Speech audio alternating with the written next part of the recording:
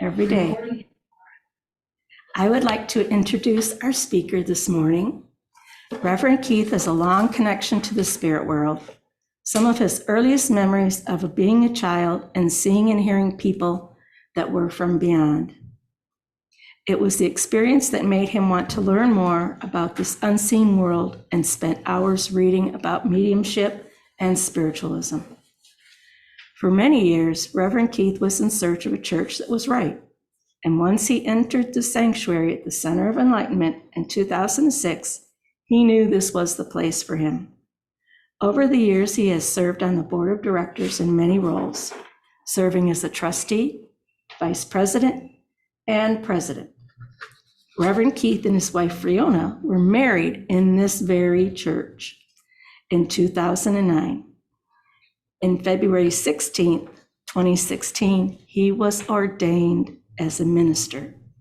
In 2020, he was appointed senior minister by Reverend Ken Nowaczewski.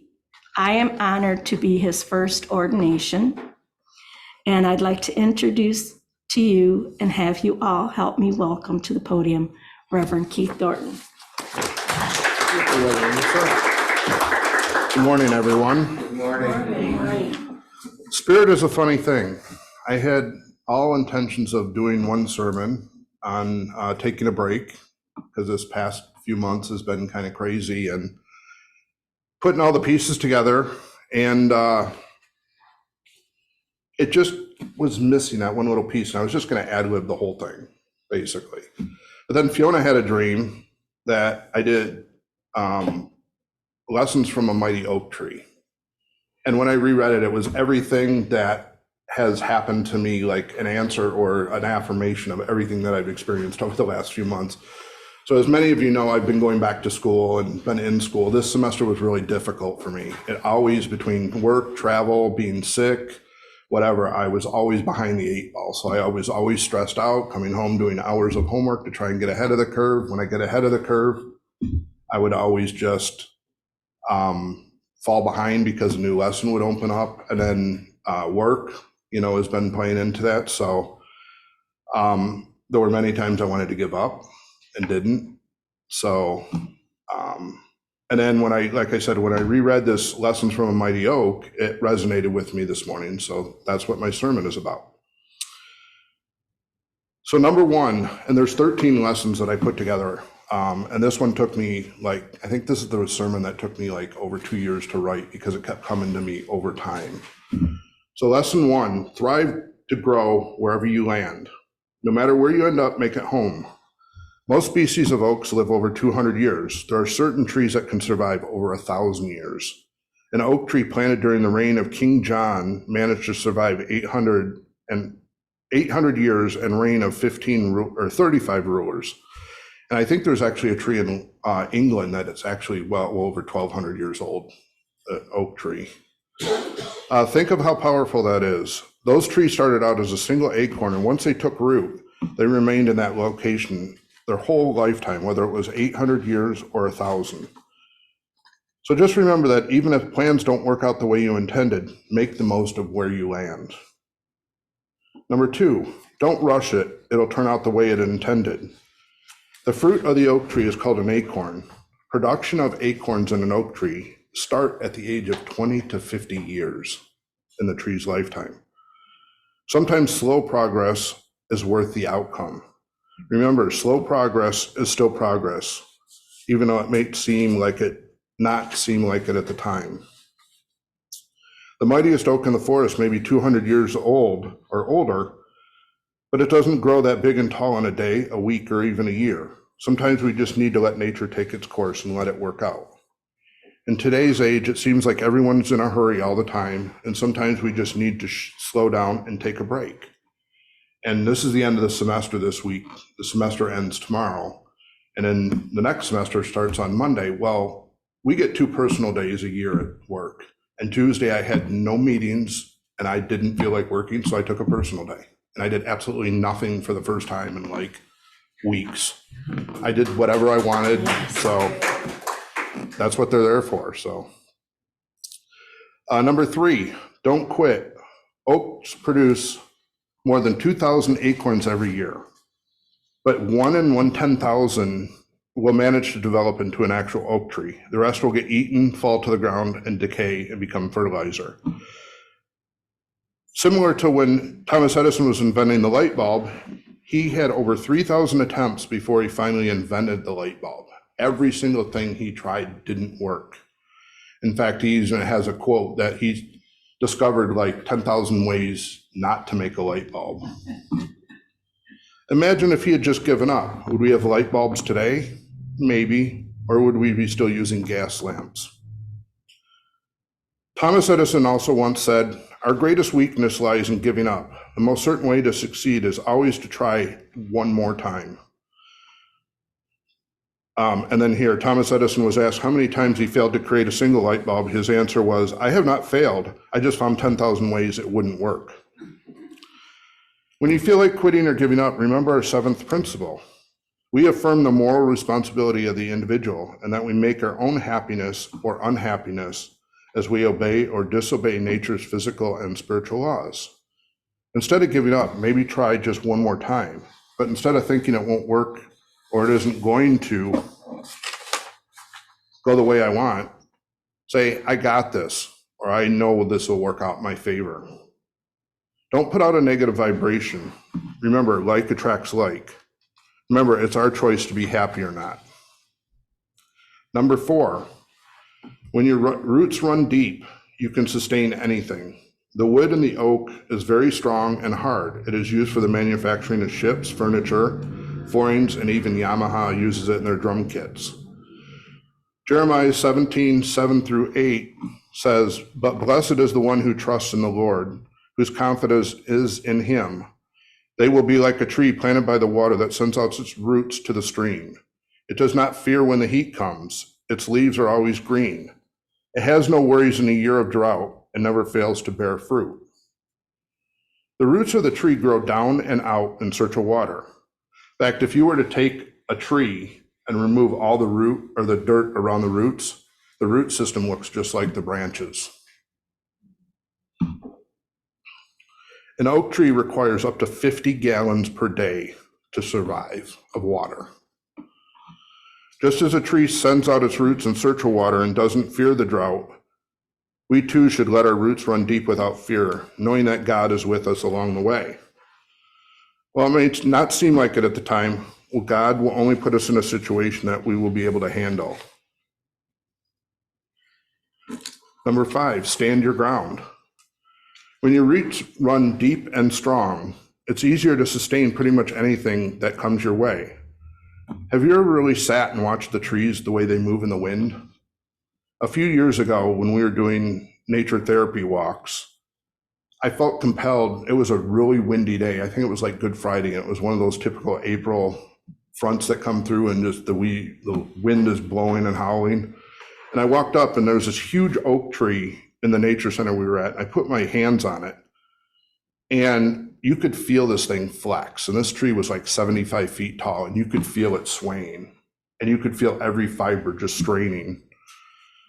But I could feel the energy coming off that, just fighting that wind. And it was pretty like profound moment. It was like, I just sat there for like 2 minutes feeling this tree sway and this, like the trunk was 2 to 3 feet in diameter. And it was amazing that this thing could flex that much. And so the closer you got to the ground, the less you could feel it. So if you started like 2 feet up, you could barely feel it, 3 feet, a little bit more, 4 feet, and all the way up. And as high as I could reach, I could, feel it more and more. It was pretty evidence that its roots ran deep because this tree didn't even topple over or would not have toppled over. Because of the strength of the wood, oak is a natural plant or national plant of many countries through USA, England, France, Germany, and Latvia, Poland, and the Serbs. It symbolizes strength and endurance. Number 6, bend when you have to, but only enough to let it pass. We've all heard the term pick your battles, and sometimes it's better to bend a little bit than just to give in or fight it.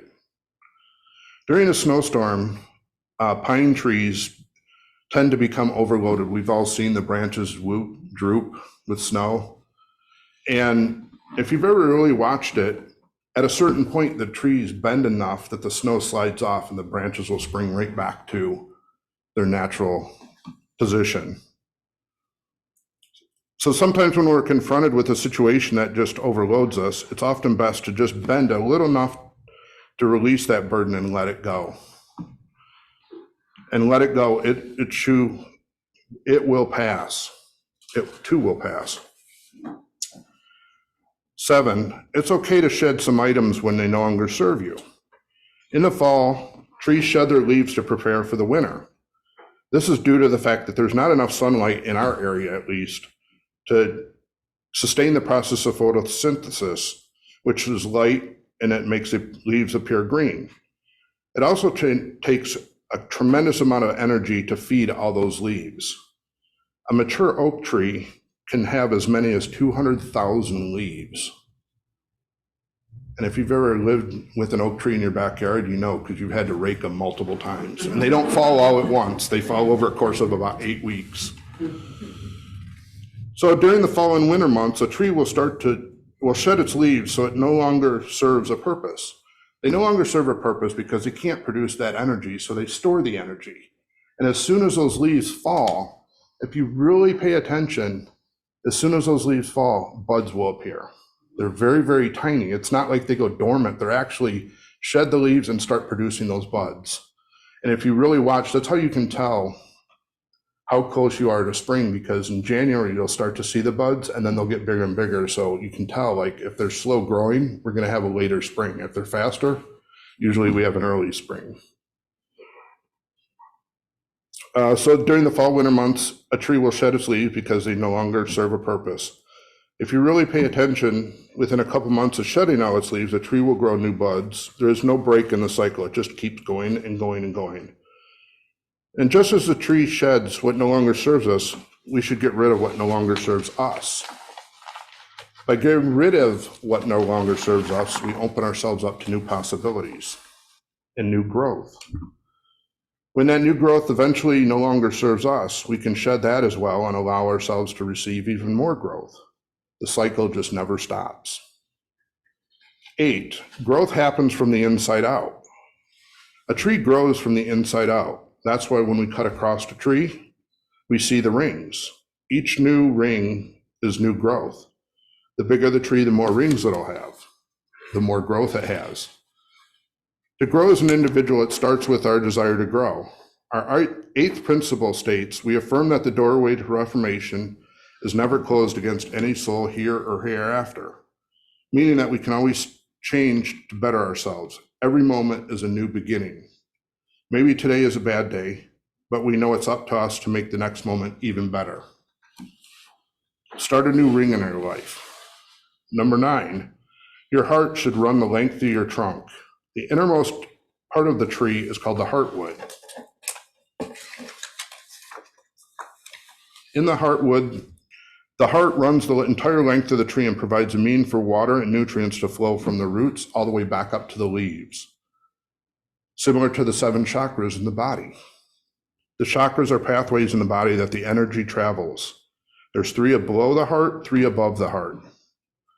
They must all work together to keep the energy flowing. If there's a blockage in one of the chakras, the energy can't get to where it goes and can run into and can cause issues. Just like if the tree can't get water to a particular branch because of damage or a blockage, the pathway's blocked and compromised, the blockage and the branch will eventually begin to wither and die. And by doing that, it's actually protecting the tree. But if it sustains enough in the heartwood, it'll actually kill the tree. Number 10, take a chance and go out on a limb. Have you ever watched a squirrel go all the way out to the branch, the end of the branch, and hang on for dear life? They do this because that's where the acorns get the best sun and grow. But by doing this, they're also putting themselves at harm or risk from a hawk or an eagle or any prey or bird of prey, all in the reward for the best acorns. Sometimes we just have to take a chance and go out of our comfort zone to get what we want. Number 10, don't be afraid to branch out.